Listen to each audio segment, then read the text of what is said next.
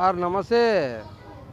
Revanth Reddy sir, మాకున్ని సాధక బాధలన్నీ మేము చెప్పగలడానికి సంసిద్ధంగా ఉన్నాము సార్. ఎందుకు సార్, మేము 41 సంవత్సరము 7 రోజులు నేను డ్యూటీ చేసి యాజ్ ఏ ఎస్ఐగా రిటైర్డ్ అయినా సార్. నా పరిస్థితి బాగలేదు సార్. ఒక్కసారి మమ్మల్ని కనికరించి మాకు వచ్చే డబ్బులు కనీసము, నువ్వు పిఆర్సీ ఇవ్వకపోయినా చింత లేదు, మాకు వచ్చే డబ్బులన్నా మాకు పంపించండి సార్. ఎందుకు సార్, మాకు జీపీఎఫ్ కానీ కమ్యూనికేషన్ కానీ సరెండర్ కానీ మాకు వచ్చే డబ్బులు ఓన్లీ డబ్బులు మాత్రమే మా డబ్బులు సార్. మా పరిస్థితి ఎట్లున్నది సార్? నా ముఖం చూడు సార్ నువ్వు.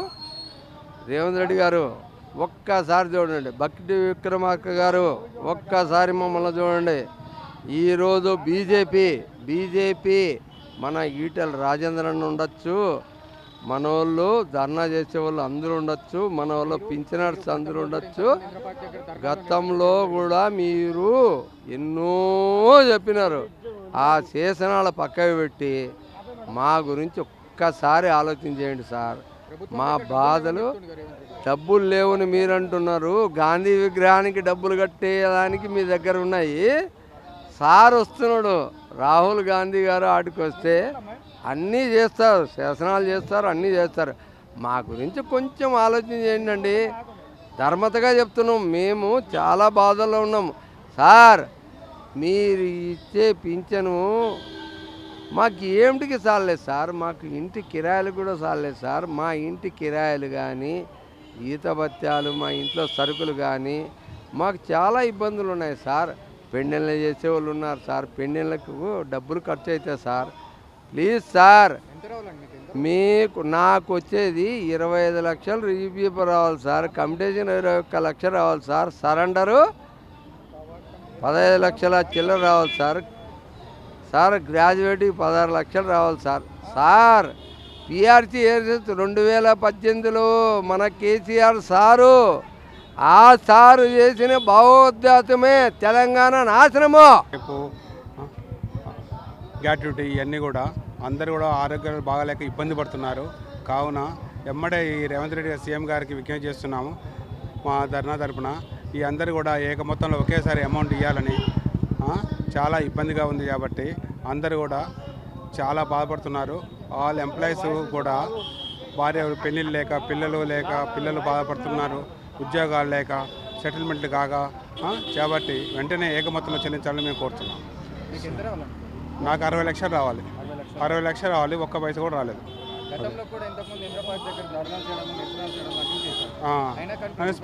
ప్రభుత్వ స్పందన ఇంతకు మా దగ్గర లేవు అని స్పందన లేదు. కనీసం మా జీతాలు మేము రిటైర్ అయిన తర్వాత మా జీతాలు సగం జీతం ఉంటుంది. అయ్యాన్ని ఇస్తే వచ్చేంత మందికి వెళ్తుంది. అవి కూడా ఇస్తారు. కొత్త వాళ్ళ రిక్రూట్మెంట్ కూడా లేదు. అది కూడా అన్యాయం చేస్తున్నారు. మరి విద్యార్థులు కూడా అన్యాయం జరుగుతుంది. కాబట్టి వెంటనే ముఖ్యమంత్రి చర్య తీసుకొని పరిష్కారం చేయాలని కోరుతున్నాను. నా పేరు కందుకూరి దేవదాసు. నేను రిటైర్డ్ ఎంప్లాయీస్ అసోసియేషన్ రాష్ట్ర కమిటీ సభ్యుడిని. ఈరోజు కాటేపల్లి వెంకటరమణారెడ్డి కామారెడ్డి ఎమ్మెల్యే గారు ఇందిరా పార్క్ వద్ద నిరాహార దీక్ష చేస్తున్నటువంటి యొక్క శిబిరం నుండి నేను మాట్లాడుతున్నాను. ఈరోజు రిటైర్మెంటు ఉద్యోగుల యొక్క రిటైర్మెంట్ బకాయిలు చెల్లించాలని మా సమస్య కొరకు వెంకటరమణారెడ్డి గారు నిరాహార దీక్ష చేస్తున్నారు.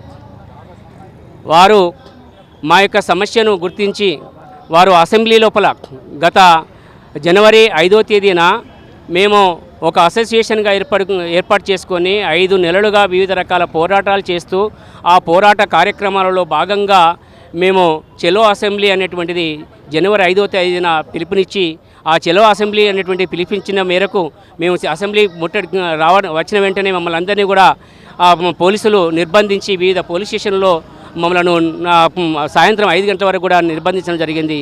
ఆ రోజే వీరు కాటపల్లి వెంకటరమణారెడ్డి గారు అసెంబ్లీ లోపల రిటైర్డ్ ఉద్యోగుల యొక్క రిటైర్మెంట్ బకాయిలు చెల్లించాలని, తర్వాత ఉద్యోగుల యొక్క సమస్యలు అనేటువంటిది, తర్వాత ఆ పెండింగ్ బిల్స్ అనేటివి క్లియర్ చేయాలని వారు ఆ రోజే అసెంబ్లీ లోపల డిమాండ్ చేయడం జరిగింది.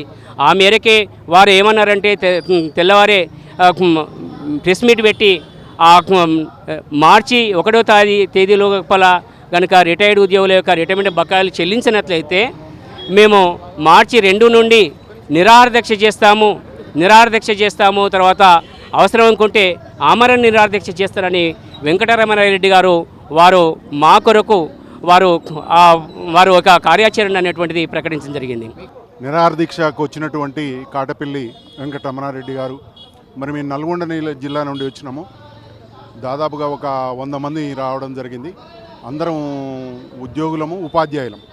ముఖ్యంగా ఏంటంటే 2024 నుండి మొదలుకుంటే 2026 ఇప్పుడు ఫిబ్రవరి వరకు 23 నెలలుగా ప్రభుత్వము చాలా దౌర్భాగ్యమైనటువంటి వ్యవహారం చేస్తున్నది. ఎందుకంటే మాకు రావాల్సినటువంటి పెన్షన్ బెనిఫిట్స్ ఏవైతే ఉన్నాయో, అంటే మాకు రావాల్సిన బకాయిలే అవి, అంటే జిఏఎస్ మరియు గ్రాడ్యుయేటీ, మరి అంతేకాకుండా లీవ్ ఎన్కాష్మెంటు మరియు జీపీఎఫ్, ఇవన్నీ కూడా రాకుండా ప్రభుత్వం మేము దాచుకున్నటువంటి డబ్బులు మాకు ఇవ్వకుండా ఒక నిర్దాక్షిణ్యమైనటువంటి వ్యవహారం అనేటువంటిది రేవంత్ రెడ్డి ప్రభుత్వం చేస్తున్నది.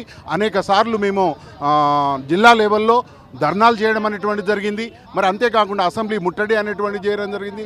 ఇక్కడ ధర్నా చౌక్ వద్ద ధర్నా చేయడం జరిగింది.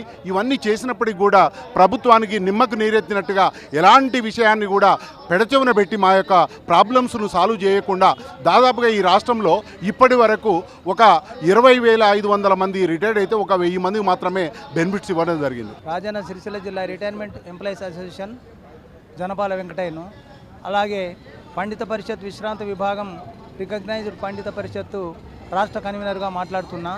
ఈ యొక్క మేము జనవరి 2024 నుంచి ఏదైతే రిటైర్ అయినామో 2024 నుంచి అప్పటి నుంచి ఇప్పటి వరకు మా యొక్క బకాయిలు ఇప్పటి వరకు ఈ యొక్క ప్రభుత్వం చెల్లించడం లేదు.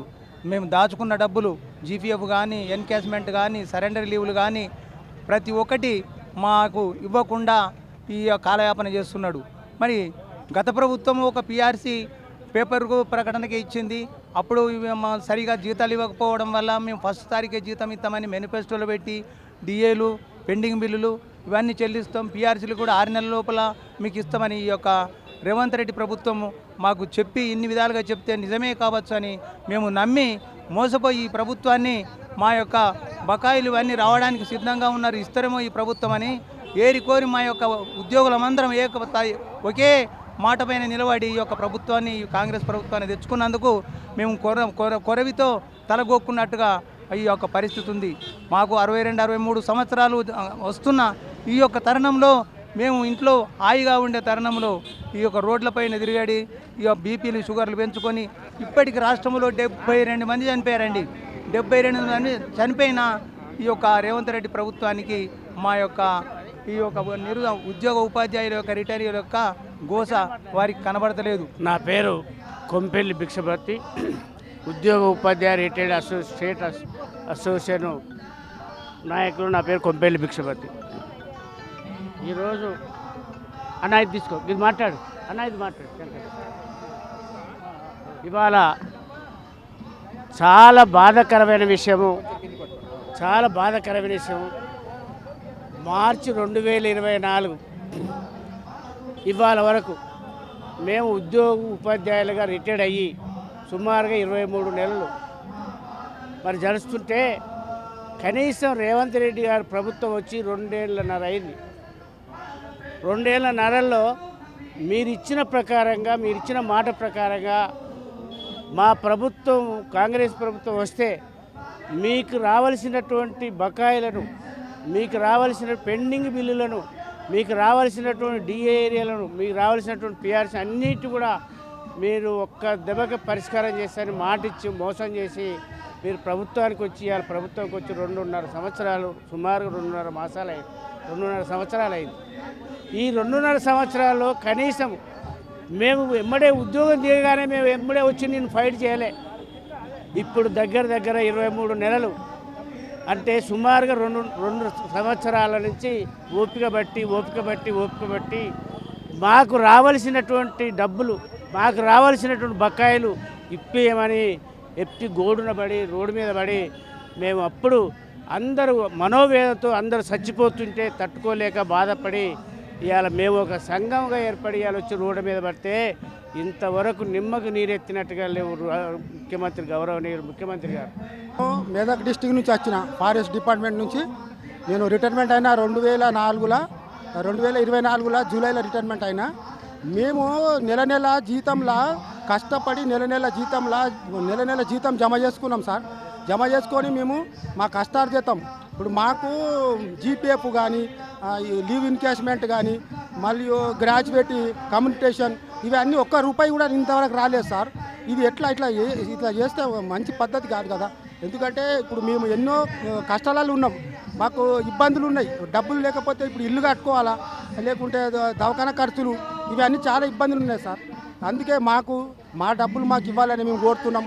మా పెన్షన్లకు ఈ బకాయిలు ఇవ్వకుండా మా పెన్షనర్లకు టెన్షన్ పెడితే ఇది సబబు కాదు సార్ ముఖ్యమంత్రి గారిది. అందుకే మా డబ్బులు మాకు ఇవ్వాలని నేను ఆ ముఖ్యమంత్రిని కోరుతున్నాను. రవికుమార్, నేను సబ్ ఇన్స్పెక్టర్గా పనిచేశాను. 39 సంవత్సరాల సర్వీసు. 2025లో రిటైర్ అయ్యాను. ఇక్కడ ప్రభుత్వము ప్రజలను ఎలక్ట్రానిక్ ప్రింట్ మీడియాను మిస్గైడ్ చేస్తుంది. ఏ విధంగా అంటే మాకు ఒక ఉద్యోగి రిటైర్ అయితే 50 లక్షలు ఇవ్వాలి, పెద్ద ఉద్యోగి అయితే 1 కోటి రూపాయలు. అది చాలా తప్పు. ఇదేంటి, ఒక ఉద్యోగి తన సర్వీస్ కాలంలో 40 సంవత్సరాల కాలం లోపల పొదుపుగా నెల దాచుకుంటాడు. ఎందుకంటే రిటైర్మెంట్ అయిన తర్వాత ఇల్లు కట్టుకోవడానికి కానీ, కొనుక్కోవడానికి కానీ, రిపేర్ చేయించుకోవడానికి, పిల్లల పెళ్ళిళ్ళ కోసమని దాచుకున్న డబ్బు ఇది. గవర్నమెంట్ నుంచి మేము డబ్బులు ఏమీ ఎక్స్పెక్ట్ చేయట్లేదు, ఇవ్వమంటలేము. మేము దాచుకున్న డబ్బు మాకు వడ్డీతో సహాయం అంటున్నాం. ఈ విషయం లోపల 2 సంవత్సరాలు ఇవ్వకపోయేసరికి మేము హైకోర్టుకు వెళ్ళడం జరిగింది. హైకోర్టు ఏం తీర్పు చేస్తే 8 వారాల లోపల 10% ప్రయాణం వడ్డీతో సహా చెల్లించాలని చెప్పింది. చెల్లించకపోయేసరికి కోర్టు ధిక్కరణ కేసు కూడా వేసాము. ఇప్పటికి 8 వాయిదాలు అయింది. 9వ వాయిదా మార్చి 23కు ఉంది. ఈ వాయిదా లోపలైనా ప్రభుత్వం స్పందించి వెంటనే రిటైర్డ్ ఉద్యోగుల బకాయిలు ఏకమొత్తంగా వడ్డీతో సహా చెల్లించాలని ఆశిస్తున్నాము.